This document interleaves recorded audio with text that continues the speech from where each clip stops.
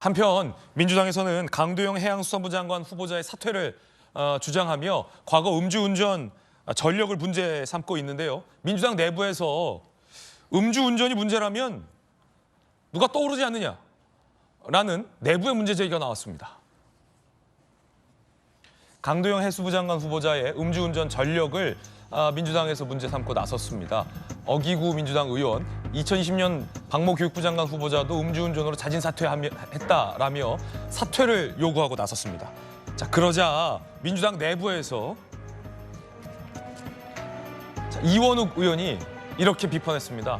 누가 하든 음주운전이다. 내로남불 그만하자. 후보자가 문제면 이재명 대표도 문제다. 라고 비판했습니다. 신당 새로운 선택에서도 비판이 나왔습니다. 자, 잠시 후에 이야기 나눠보겠습니다. 누가 하든 음주운전이다. 내로남불 그만하자. 이원욱 의원이 목소리를 높였는데요. 그러고 보니 김종민 의원님. 네.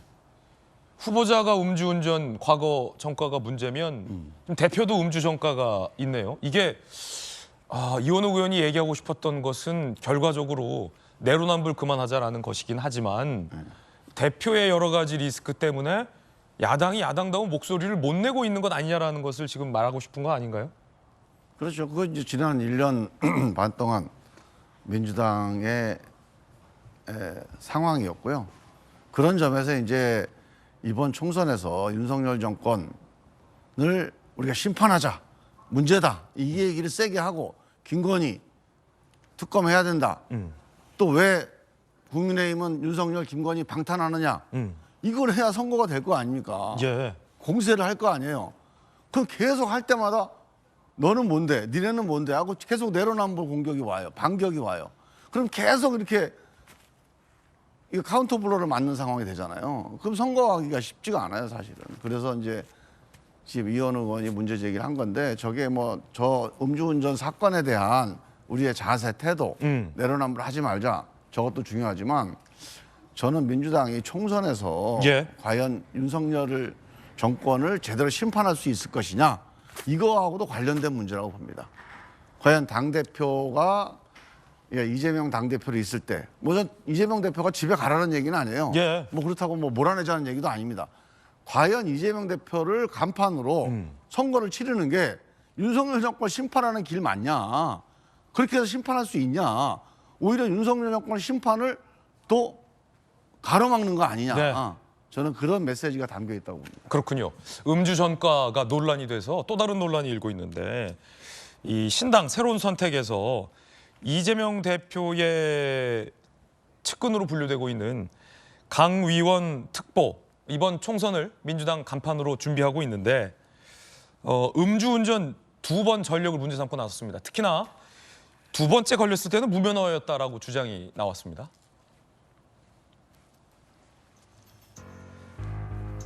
이재명 대표의 측근인 강위원 당대표 특보가 과거 음주운전으로 2차례 적발됐던 사실이 드러났는데 2005년에 음주운전 1회차, 6년에 음주운전 2회차인데 특히 두 번째 적발될 당시에는 무면허 상태였던 것으로 전해지고 있어서 논란이 되고 있습니다.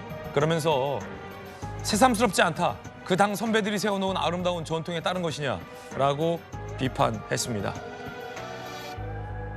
김광삼 변호사님. 네. 광주 서구갑 출마를 준비 중인 강위원 특보는 이제 이재명 대표의 측근으로 분류가 되는데 두 번째 걸렸을 땐 무면허의 음주운전을 한 것으로 지금 나왔네요. 아마 2005년도에 음주운전하다 적발되고 처벌받았잖아요. 그러면 음주 면허 취소 정도 됐을 거예요. 그런데 2006년도에 면허 취소된 상태에서 또 술을 먹고 운전을 한 거예요. 면허가 취소된 상태로 운전하니까 무면허 운전 되는 거 아니에요? 그러면 사실 저 정도면 이전에 민주당에서 단호한 조치를 취했어야 돼요. 그래서 이런 사람은 총선에 출마할 수 없다. 딱 그런데 음주운전 자체는 뭐 총선 적격의 기준이 아니다. 이렇게 하니까 음주운전을 상습적으로 하는 사람들도 출마하는 데는 문제가 없구나. 왜냐하면 당대표가 2004년도에 음주운전으로 벌금 150 받았는데요. 우리 아까 누구였죠? 저 음주운전 해양수산부 장관 후보자.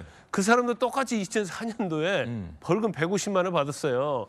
그러니까 어떻게 보면 음주운전 동기예요. 2004년도에 동기 둘이. 네. 그런데 아 그런 동기도 별 있습니까? 동기가 다 있네. 처벌받은 동기죠. 처벌받은 동기인데 지금 이 문제가 되고 있는 게 이거죠. 우리가 이재명 대표의 사법 리스크 얘기를 계속 하잖아요.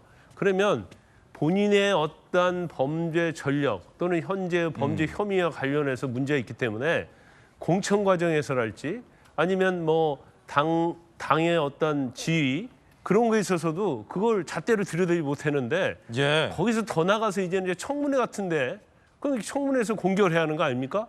그러면 야당에 대한 후보자에 대해서도 정과 가지고 공격을 할 수가 없는 거예요. 그러니까 어쨌든 간에 이제 딜레마에 빠져 있는 거죠. 현재 상태가. 그래서 계속 사법 리스크 이런 얘기를 많이 하고 있는데 이재명 대표가 사실은 예. 그런 것들이 지금 현실화되고 있는 과정에 있다 이렇게 봅니다. 예.